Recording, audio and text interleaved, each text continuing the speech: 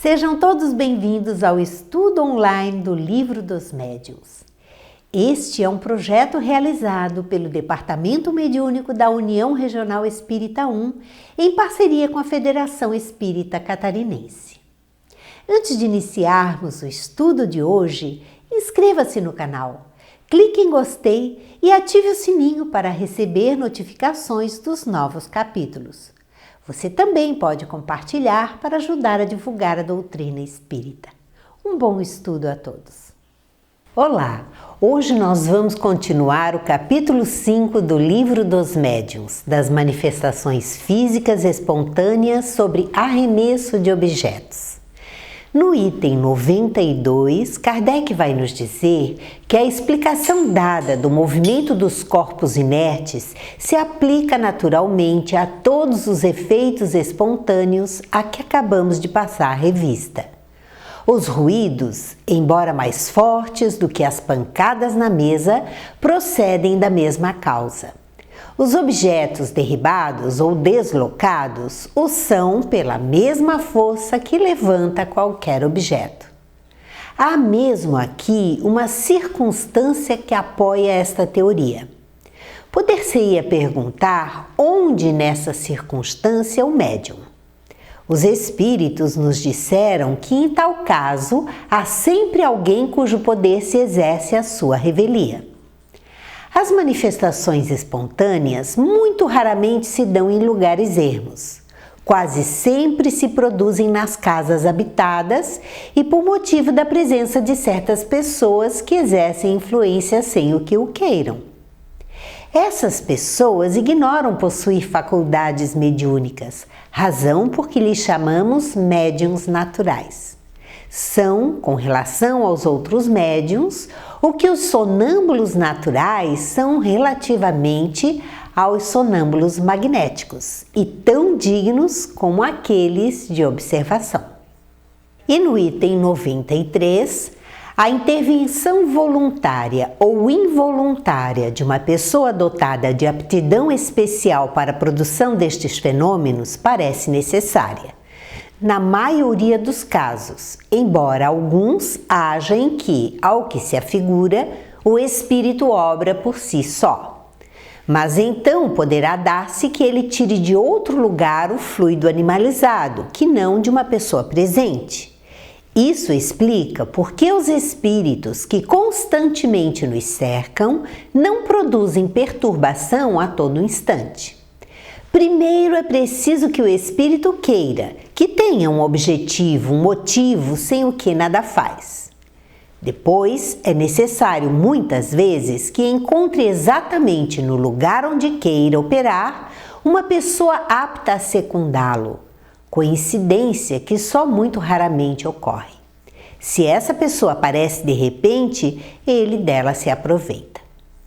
Mesmo quando todas as circunstâncias sejam favoráveis, ainda poderia acontecer que o espírito se visse tolhido por uma vontade superior, que não lhe permitisse proceder a seu bel prazer.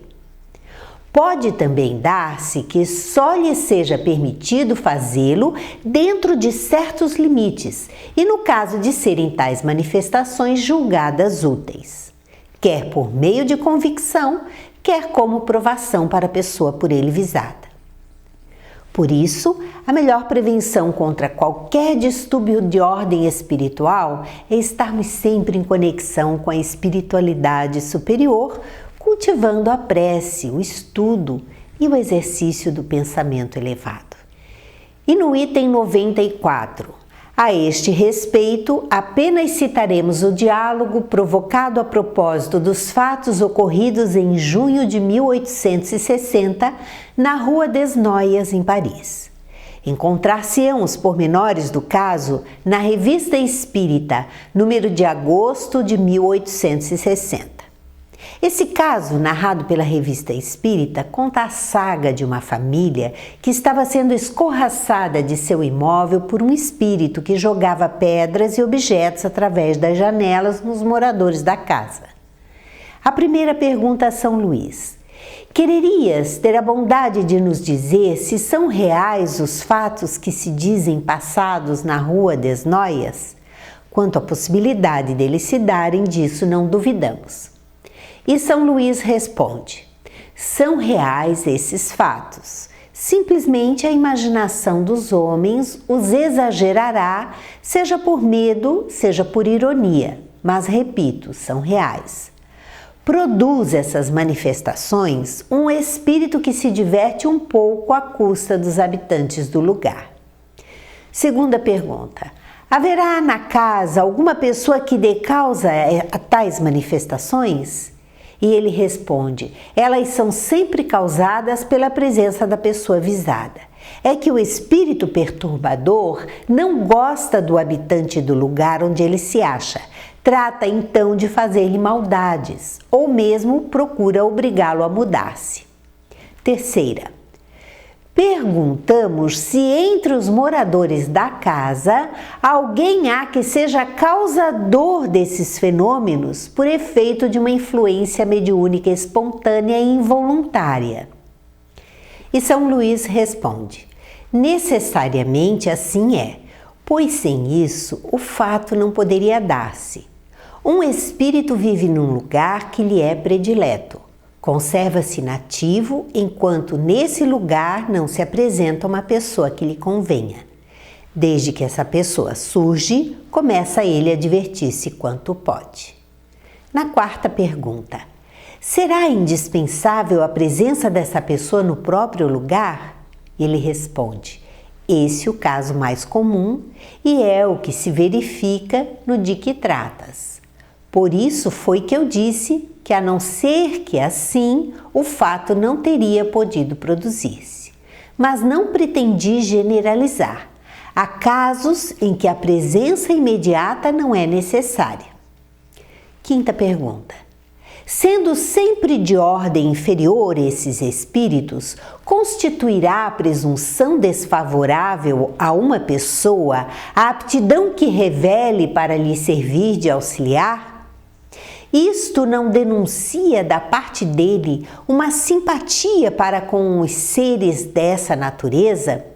Aqui Kardec quer saber se o médium que está cedendo os seus fluidos aos espíritos inferiores está sintonizado com esse tipo de espírito.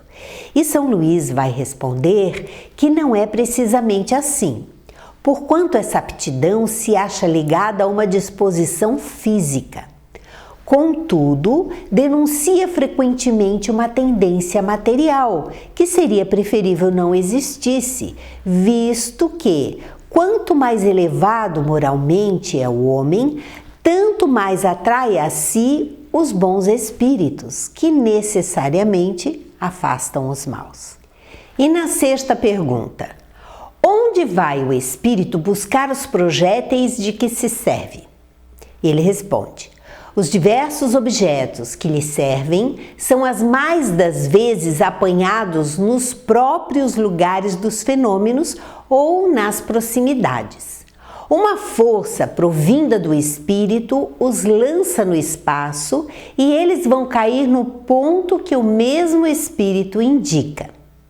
Na sétima: pois que as manifestações espontâneas são muitas vezes permitidas e até provocadas para convencer os homens, parece-nos que, se fossem pessoalmente atingidos por elas, alguns incrédulos se veriam forçados a render-se à evidência. Eles costumam queixar-se de não serem testemunhas de fatos concludentes. Não está no poder dos espíritos dar-lhes uma prova sensível? Kardec quer saber por que os espíritos não se manifestam aos incrédulos para convencê-los.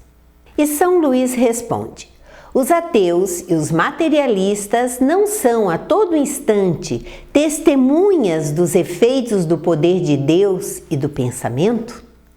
Isso não impede que neguem Deus e a alma. Os milagres de Jesus converteram todos os seus contemporâneos? Aos fariseus que lhe diziam: Mestre, faze-nos ver algum prodígio, não se assemelham os que hoje vos pedem lhes façais presenciar algumas manifestações?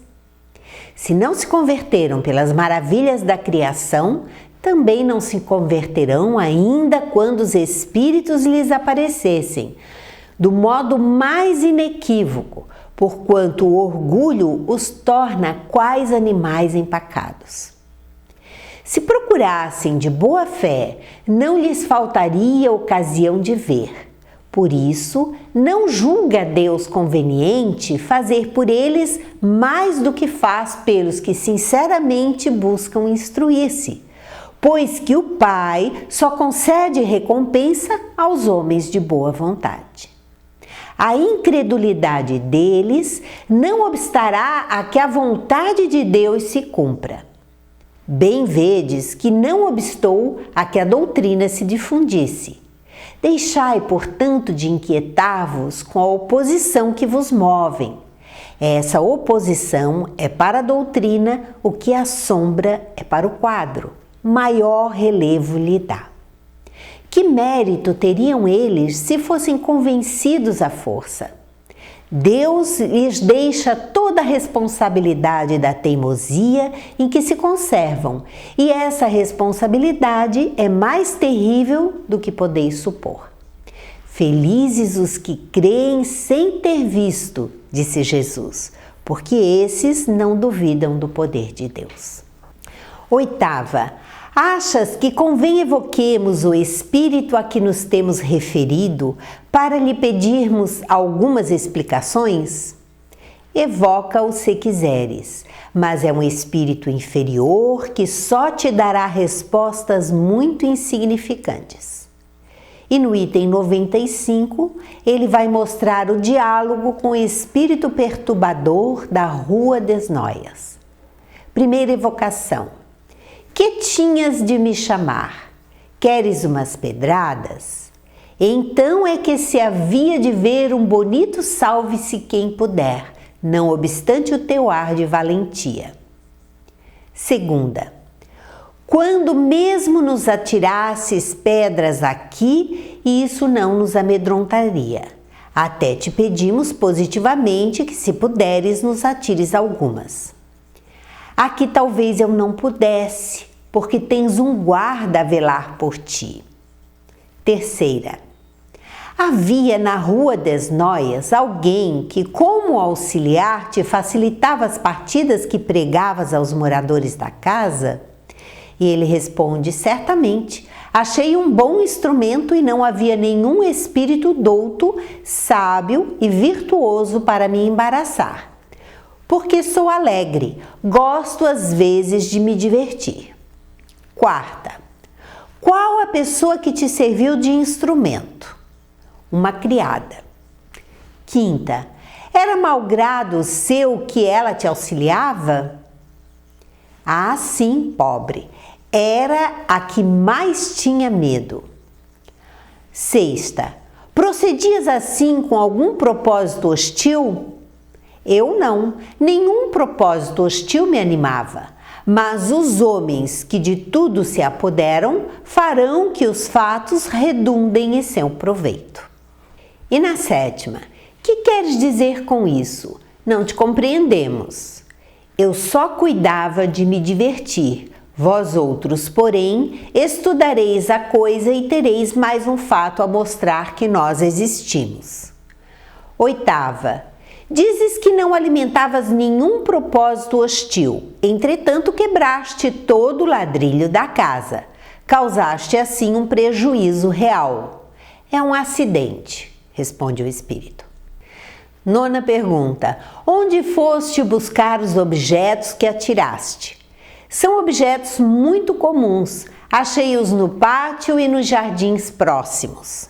Décima, achaste-os todos ou fabricaste algum?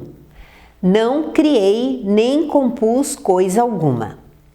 11ª. E se os não houvesse encontrado, terias podido fabricá-los? Fora mais difícil, porém a rigor misturam-se matérias e isso faz um todo qualquer. 12ª. Agora dize-nos como os atiraste. Ah, isso é mais difícil de explicar.